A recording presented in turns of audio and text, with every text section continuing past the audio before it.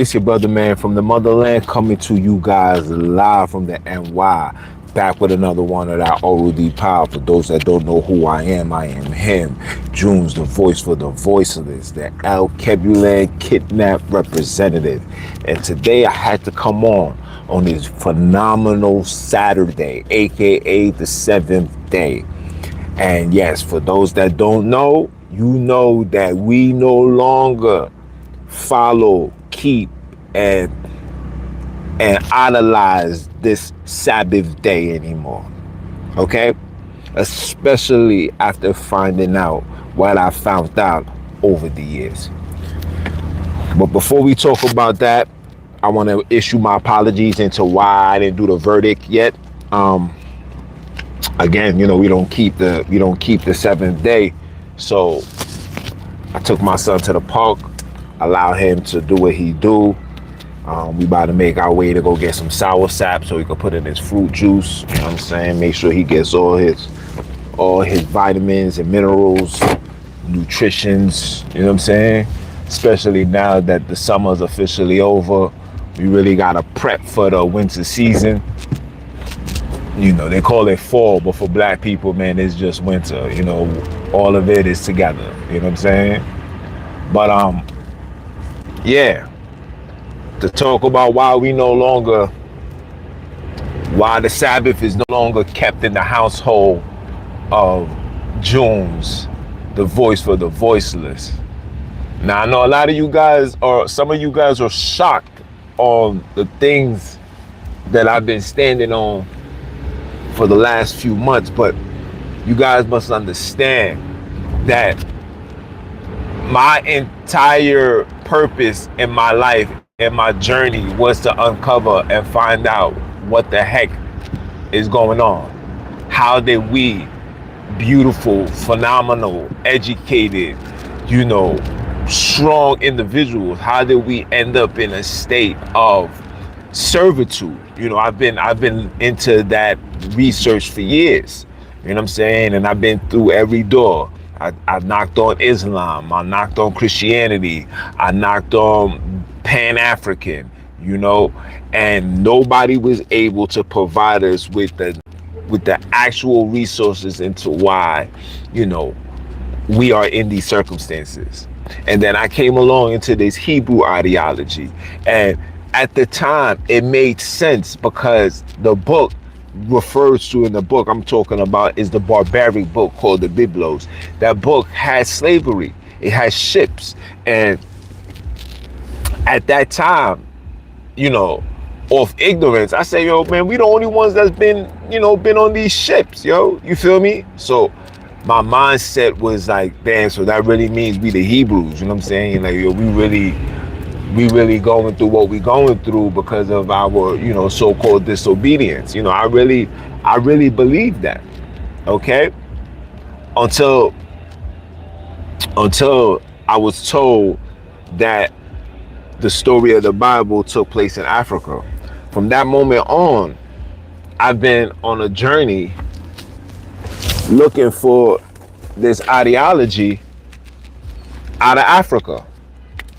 Now, when I thought I was a Hebrew, I based my understanding solely on the information that was given unto me by the Europeans, right? And, talking to a so-called Jewish individual, it can lead to controversial, anti-Semitic, and it's a conflict of interest, right? Because we know that these are the people that's running the world right now, and to approach them and ask questions that some of them don't even know, right? You have to go get these understandings from the rabbis. So asking those people certain questions, it was just like, you know what, we're not even gonna entertain that. We're not even gonna open that can of worms, right? We just gonna mind our business, claim that we are the original, and everything else shall fall into play whenever it falls into play, right? That was the mindset. But when the story was given unto me that it took place in Africa, I then you have all confidence to speak to your El Kebulan African people like, yo, bro, yo, this is this, what's going on here? Can this? And every single person that I've spoken to outside of those that was colonized, I'm talking about those that, knew about the invasions and stuff like that. Everybody gave me and said, nah, bro, that book never happened here. These Sabbaths and all that things never happened here. And when I first heard it, I'm like, these people don't know what they're talking about. I was still under that Hebrew Israelite ideology, right? Oh, my people are destroyed for a lack of knowledge, right? So you operate in a sense like, oh, they don't know what they're talking about, so you leave it alone. You know what I'm saying? So you leave them alone. But as I took that veil off, I said, nah, I can't, because in order for me to find who I am and my ancestors and what transpired to lead us here, I have to go deeper. And the deeper I went, the more I found out that all of this was nothing but a political tool that was created to control you. And when I say you, I'm speaking mainly for the black and brown, because before the European vanquists and conquests and all of that, it was only, and I repeat, it was only colored people that reigned supreme. When you looking through Africa, and I'm not disrespecting Europeans, I just want you guys to understand, when you look through Africa, there was many kingdoms. I'm talking many kingdoms from Mali, every region where you see these people colonized it and broke it down. There was kingdoms. There was rulers, right? And these rulers in these kingdoms was never found in the Bible. And when I spoke to the people was unable to be like, what? That never happened. Who told you this? And from that moment on, I had to do the investigation. And then I started investigating, and I started looking into the Sabbath. I said, why are they so adamant on keeping this Sabbath? And is this Sabbath ideology? Is this something that was given unto us? Was this something that we did first and they took it? Or is this something that they was doing and they gave it to us? And then it hits me. Yeah, this is an ideology that they gave to us. This is nothing but Babylonian, pagan, yes, Babylonian, pagan ideology.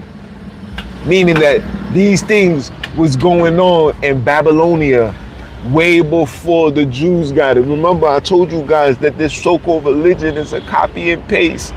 The whole Testament is a copy and paste. They took every piece out of every ancient religions that was followed prior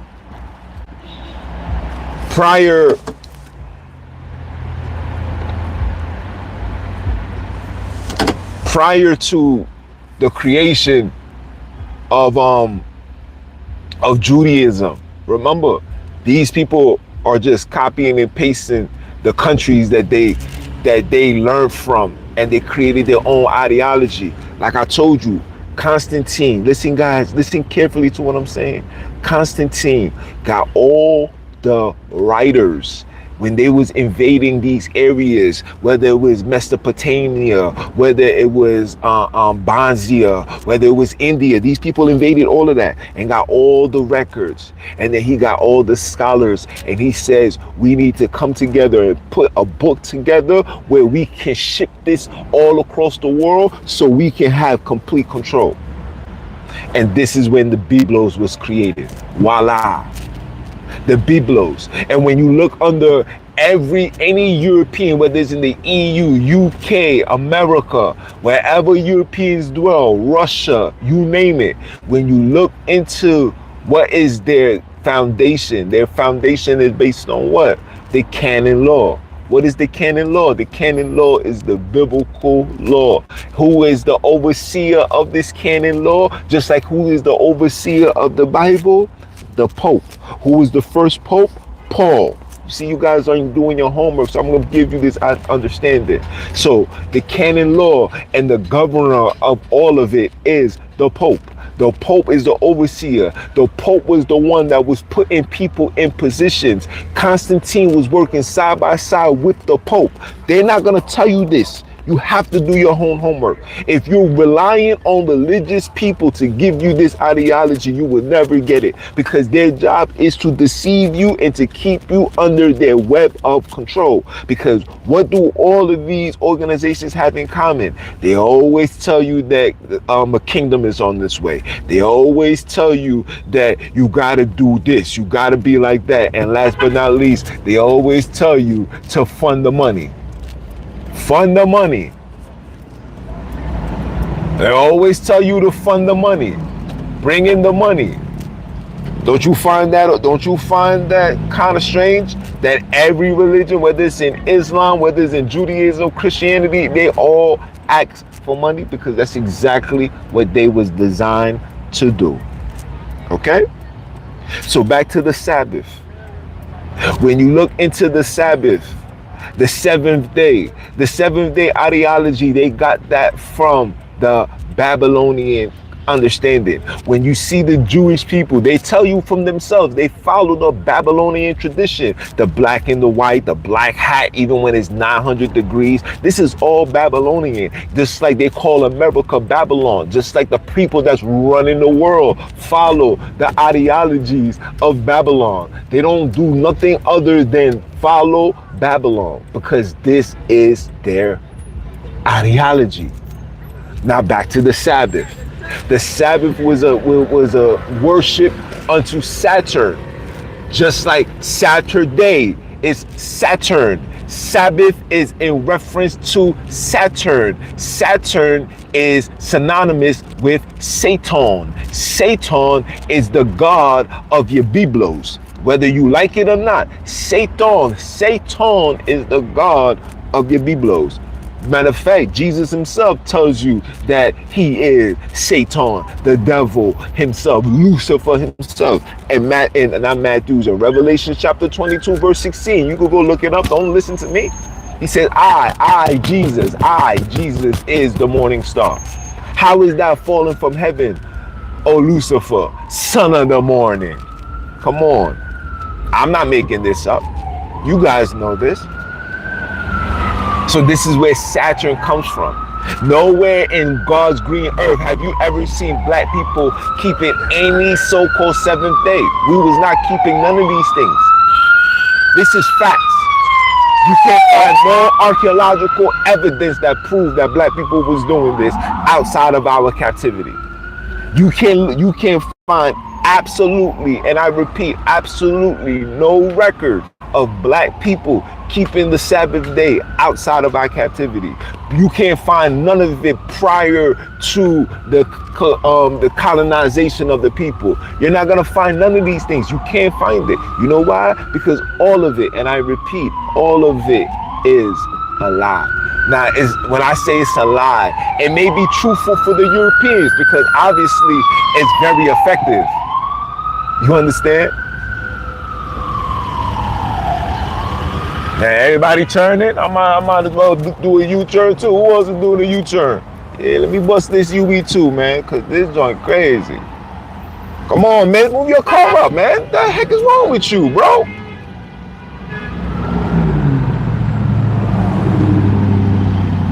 Taking mad long to turn the goddamn vehicle, man.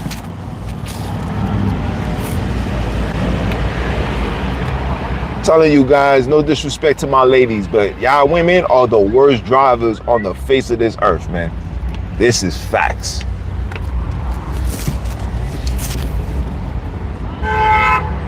Shut your face up, bro.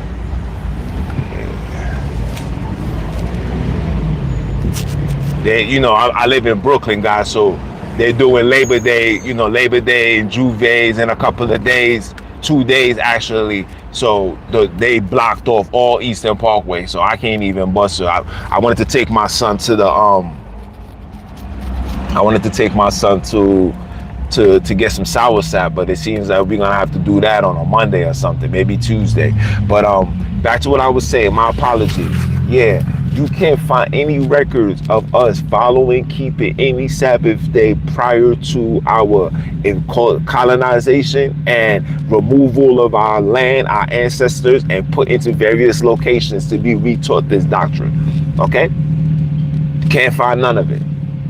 Can't find none of it. And I know you guys are shocked, and some of you guys are like, damn, Jones, yo, you really saying this now? Absolutely. You know why? Because this thing has taken complete control of my people, bro. This book that we call the Biblos is a barbaric book that justifies the genocide upon the black race. You guys are not seeing that. This is a barbaric book.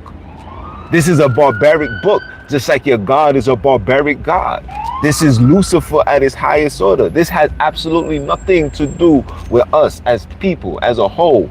The story has no connection to us. You can go down the rabbit hole. You can go down anywhere. You can look up any historical information, not the information that's put together by Europeans. I'm talking about information that comes strictly from your people, black people that's from the land, born and raised, will tell you without a shadow of a doubt that this ideology has nothing to do with us until we was put in captivity. Now, now the question that you gotta ask is, why are they making us follow these Sabbath days and doing these feast days? Well, I'm gonna give you the answer. You see, when you follow these Sabbath days and you engage in these feast days and you call on these gods and you do these worship, you give a particular group of people unlimited amount of resources and power. Now, ask yourself the question, who is running the world right now? Is it not the Jews that the Bible is speaking of? Or is it somebody else? Who's running the world? You're gonna see that it's them. It's always been them. And every time you celebrate that feast, every time you get on your knees, every time you call on their gods, you know, shout out to the ancestors for removing these Hebraic foolish ideologies away from me. And you know, even matter of fact, let me say this, because I want to throw this out there. When I was a part of the Hebrew organization, these brothers wanted to give me a name, right? So whenever you part of these things, they give you a name. You get a title. They be like, yo, you know what I'm saying? Your title is based on, you know, your attributes. So they watch you, be like, yo, etc., etc. So at that time, you know, I was, you know, swole, you know what I mean? I'm boxing, I'm fighting, doing all that. Like, you know what I'm saying? I'm standing on 10 toes down on that. So they gave me a Hebrew name. And this is no disrespect, but my energy literally denied that. Like, nah, my soul was like, nah, you're not claiming that. And I told them, I was like, nah, bro, just call me Junes, bro. I'm fine. You know what I'm saying? Junes is my name. You know what I'm saying?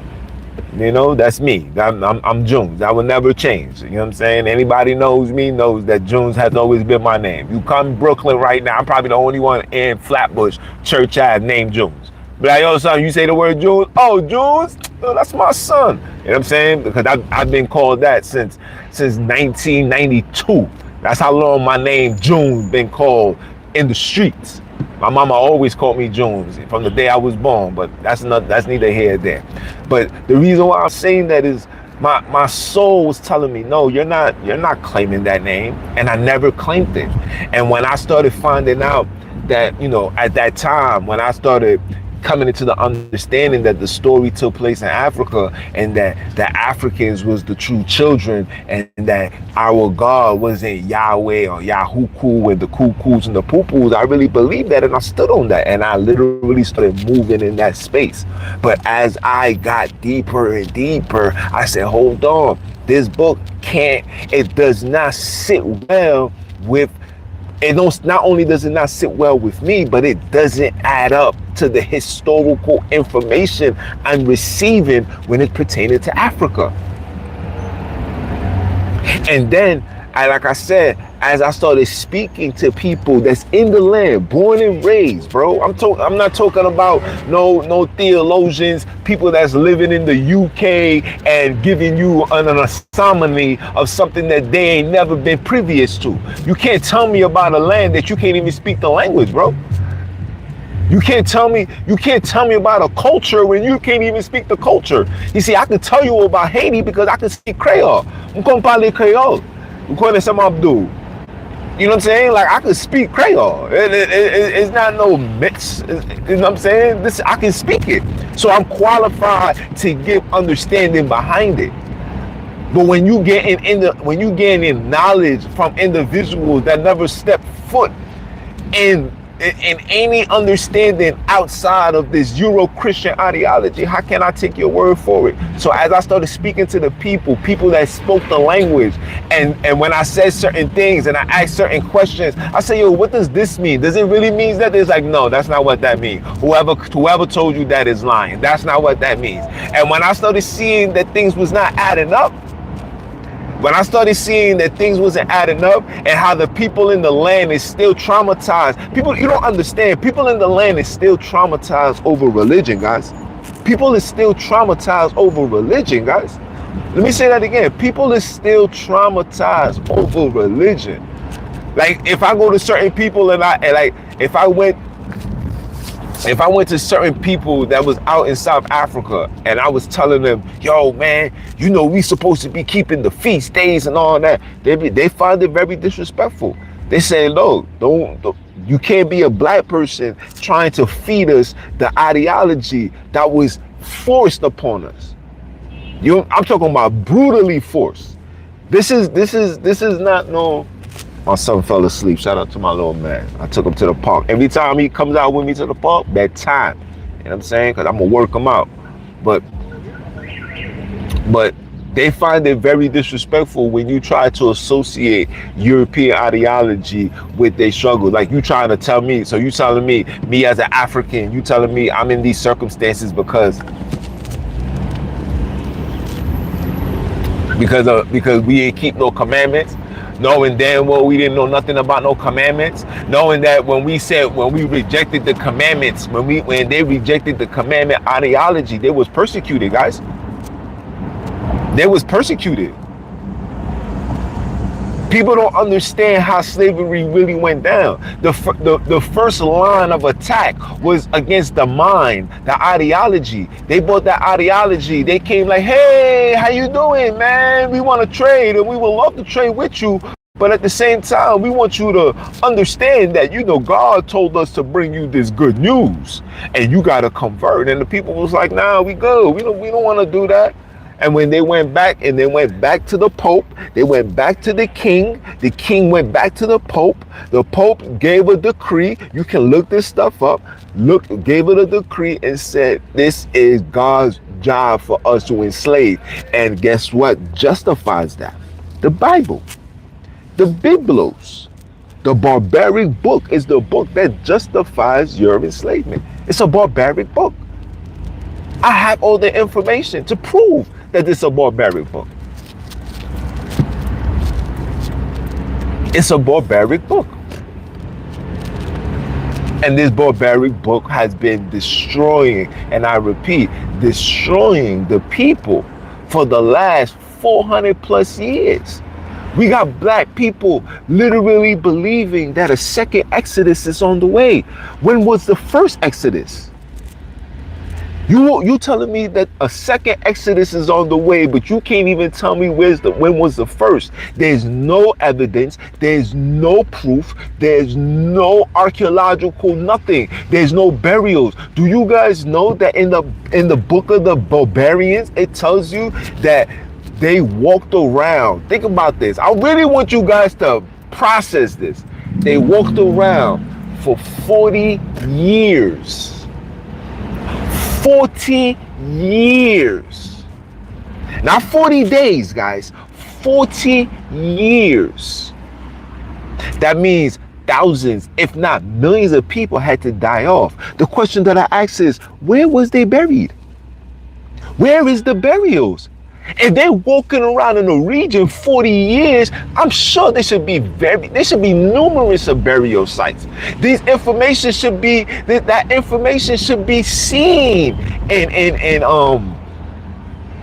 that information should be stored in Egypt. The Egyptians they documented everything from their rise even to the fall into the invasions. They got all that documented. They don't have no documentations of a God hearkening the hearts of the pharaohs. There's no information of the firstborns of children being, none of these informations. They have no records of that. None of it. None of it. So when you see, when you start looking into these informations and you start saying, hold on, so we waiting for a Exodus, and we waiting for the second Exodus, but nobody can even tell us when the first one occurred. Where? And which Exodus happened for who? Did it happen for white people or did it happen for black people? Let's talk about it. Let's talk about it. So when you see things like this is not making sense, how can you now, as educated people, some of you guys got education, doctrines, bachelors, associates, high school diplomas, GEDs, all of these things. In order to retrieve it, you have to have some basic understanding of logical, cognitive thinking. So how did we end up to the point where we are listening to a story that none of us can prove? We can't prove none of it, guys. We can't prove none of it. None of it can be proven. None of it can be proven. And the only thing that's been proven that I'm seeing everywhere I go is the division amongst the people. You got the Protestants on this side. You got the Baptists on this side. You got the Hebrews. We got black people claiming to be Hebrews, but they got 50 different organizations. And now one of them can come together and say, hey man, let's start up a susu. Let's start up a community. None of these things. None of these things. And you're telling me that an Exodus is coming. When? How? For who? Because it's damn sure not going to be for the black man. I promise you that. I promise you that. If you think an Exodus is coming for the black man, you highly mistaken, guys. Not for the black people. Not for this ignorant state of people. Not for this ignorant state of people. Not for people that lost cognitive thinking. You have to make these things make sense. You have to make these things make sense, guys. And pardon me, I'm driving while I'm talking on this. While I'm talking on this live. But you really gotta make it make sense, guys. 20 years. I spent over a decade literally studying. And for those that have been following me, every year or so, something changes. 1 minute I was like, yo man, we the Hebrews, I'm calling on a higher. Then the next minute it is like, nah, we the Bantus, and I'm calling on Sunini. Now it's like, nah, I'm calling on my ancestors. I'm calling on the creators. I don't know which the actual creators' names, because guess what, people? We was not all taken from the same region. All of us was taken. All of us we can't trace our DNA back to absolutely nothing right now, bro. We can't. So out of respect for my ancestors and the creators that they call on, I'm going to just say the creators. And yes, I said the creators because monotheistic started in Egypt. You understand? And the Romans, when they hijacked the information, remember all the records that I told you that they kept? When they got those informations, they started doing what? Yeah, you see, when people start driving like weirdos, you gotta just get out of the scene. You understand? They took our information and then they did what? What did they do? They took the information and they created their own ideology. They created their own understanding, their own philosophy, their own teachings, their own anomaly. They created their own version. And then guess what? They gave it to the Negroes to worship and call on these gods. that when you do these enchantments, when you call on these gods, you don't understand prayer is an enchantment. You're calling, you're doing a sequence that was given unto you by the slave masters. We didn't know what prayer was, bro. We knew how to connect. We knew how to tap into the other portals. We knew how to do that naturally, bro. I'm talking about naturally. I'm talking about no reasoning to get on your knees. If you needed to speak to your ancestors, you knew exactly what to do. If you wanted to speak to your long lost mother, you knew exactly what to do. We lost that, and they took that away. And that's the reason why they backed off slavery, guys. Listen, if we were still rebellious and all that, slavery would still be in full effect. The reason why you guys are seeing what you're seeing now, the reason why you're seeing what you're seeing now is because they're reading the papers. They're seeing that they're losing the grip when it comes to our spirituality. They're seeing black people calling on O'Shea, calling on Ogun, O'Shea, doing all of this extra stuff, saying all of this nice stuff.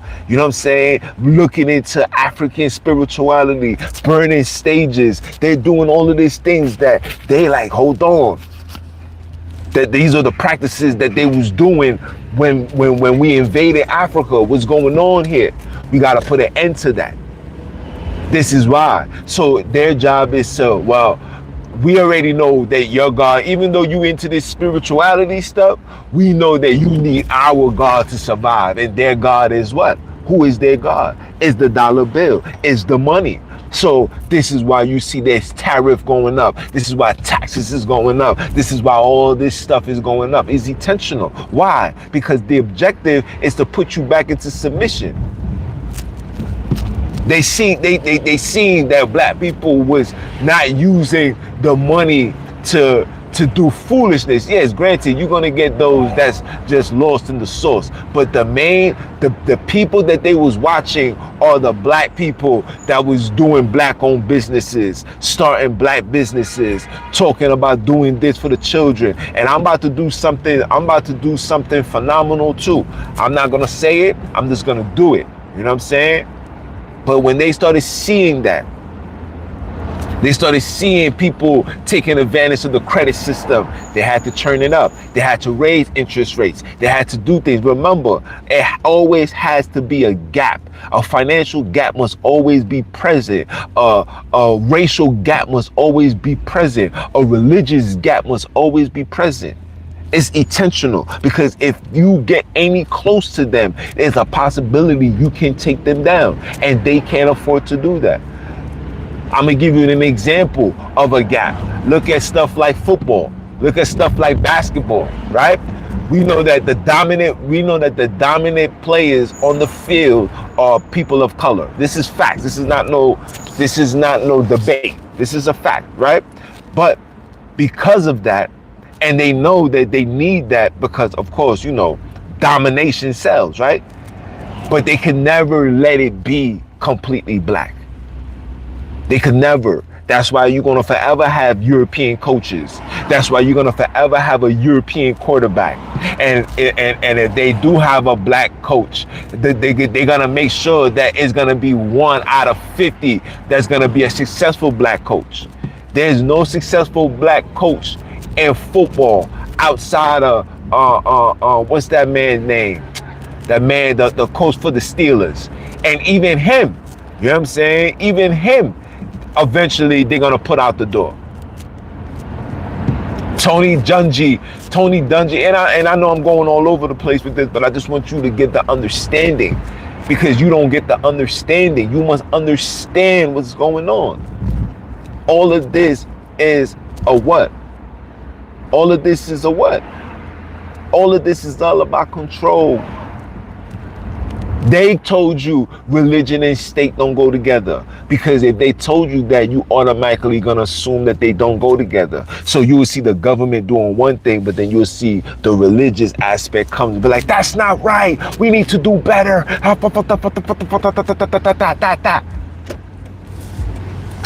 You understand? This is what they do. I just want you guys to understand this. You understand? I need you to understand this. But you're not going to find anything that's associated out of this book that's associated with us. You're not. It's all about control. And when they see that black people is gaining back their spirituality, they don't care of the music. That's why millions of dollars is invested so you guys can continue being ignorant. They don't care. They all want control. And when they see that they are not under their control, when they see that the religious numbers is not adding up, why you think they was pushing for the census, guys? Why you think they was pushing for the census? Why you think the church numbers is at an all-time low? The church numbers right now, 2025, you can look it up, is at an all-time low. Here in America is at an all-time low. While it's at an all-time low here in America, is getting at an all-time high here in Africa. And the higher it goes, you see the more destruction that's taking place in Africa.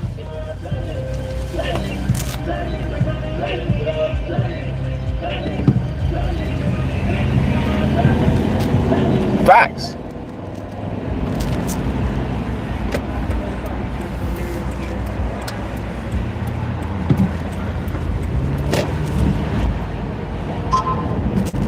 Facts.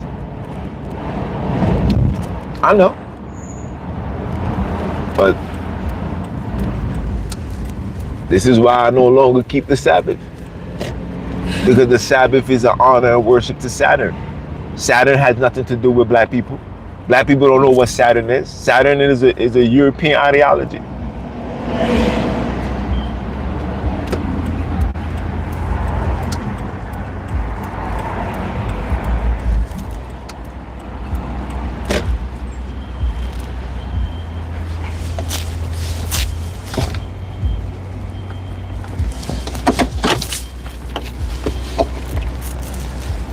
Everything. But I'm gonna make this run. I'm gonna head to the crib. I'm gonna set up. I'm gonna have the verdict. The verdict will be out today, and I don't even know the topic. You know what I'm saying? When I get inside, I'm gonna let the ancestors, I'm gonna listen to some meditation, I'm gonna listen to some African spirituality, and I'm gonna allow them to give me the understanding. And when I do, just know that I'm keeping my foot on all these Abrahamic religious necks. The goal right now, what I'm pushing, moving forward, especially on this podcast, is the deconstructing from all Abrahamic religion. I repeat, the deconstructing from all Abrahamic religion. And that's what we on. It's your brother, man. You understand? And I'm a holler. One. You up, my God?